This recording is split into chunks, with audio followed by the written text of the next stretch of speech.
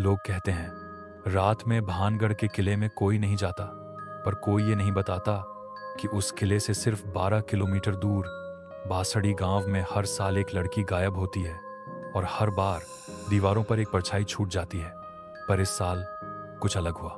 राजस्थान के अलवर जिले में स्थित बासड़ी गांव बाहर से देखने पर बेहद सामान्य लगता है, लेकिन अगर गांव वालों से बात करो तो हर चेहरा डर से सख्त हो जाता है। बासड़ी का किला, जो भानगढ़ के खंडहरों से भी पुराना है, उसी के साए में बसा है गांव। इस गांव पर पिछले 35 सालों से रूपा चुड़ैल की परछाई मंडरा रही है। गांव की सबसे खूबसूरत, होशियार पर गरीब लड़की।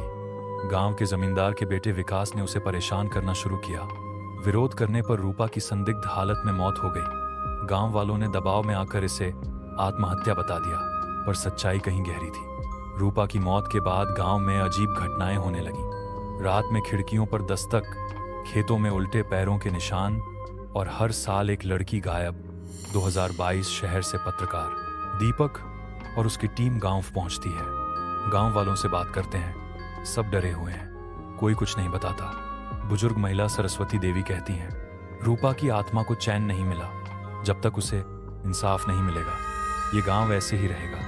दीपक गांव में 3 दिन रहता है। रात को खेतों में कैमरा लगाता है। तीसरी रात कैमरे में परछाई दिखती है, एक लड़की जिसके पैर उल्टे हैं। खेतों में उसके रोने की आवाज आती है। गांव की 19 साल की लड़की प्रीति अचानक गायब हो जाती है। पुलिस आती है, पर कोई सुराग नहीं। लोग फिर से रूपा को दोषी मानते हैं। दीपक हार नहीं मानता। वह भानगढ़, बासड़ी और आसपास के गांवों में तहकीकात करता है। पुराने कागजों में उसे मिलता है रूपा की पोस्टमार्टम रिपोर्ट कभी बनी ही नहीं। जमींदार विकास का राजनीतिक संरक्षण था। गांव में हर साल गायब होने वाली लड़कियां दिखने में रूपा जैसी थीं। साजिश का पर्दाफाश। दीपक को शक होता है कि यह सिर्फ आत्मा की कहानी नहीं, बल्कि इंसानों की करतूत है। वह रात में छिपकर गांव के बाहर देखता है।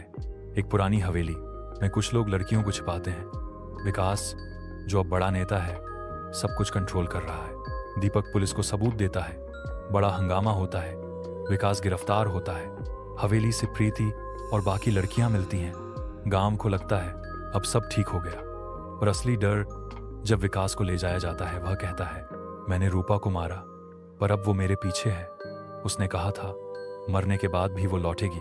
अगली सुबह विकास जेल में मृत पाया जाता है। उसकी बॉडी के पास दीवार पर लिखा होता है, इंसाफ मिल गया, पर मैं यहीं हूं। रहस्यमयी क्लाइमैक्स। दीपक जब वापस लौटता है, उसके कमरे में शीशे पर फिर वही लिखा होता है। गांव में उल्टे पैरों के निशान आज भी दिखते हैं, और हर अमावस्या की रात खेतों से एक लड़की के रोने की आवाज आती है। क्या तुम ऐसी जगह जाने की हिम्मत रखते हो, या कभी खुद ऐसा अनुभव किया है? कमेंट में जरूर लिखो। और ऐसी असली रहस्यमयी कहानियों के लिए चैनल को सब्सक्राइब करना मत भूलो।